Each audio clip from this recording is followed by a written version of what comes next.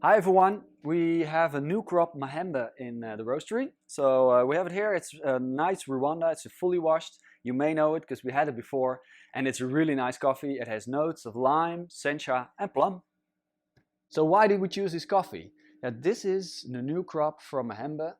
It's from Rwanda and there's this really cool Sencha note. It's savory. You need to like it though. It's maybe not for everyone, but we really like it. And next to that there's this, we call it the lemonade vibe. It has the lime, it has the plum, it's fresh, it's sweet, and altogether it reminds us of our favorite lemonade. So for the espresso, we made a nice recipe. And for us, I'd like to have a little bit more lime focus. So it's a 19.5 gram dose.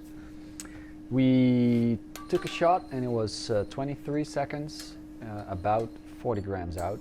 And altogether resulting in a very bright and vibrant cup. A lot of acidity, which I like. If you want to have a bit more sweetness, do a little bit more extraction.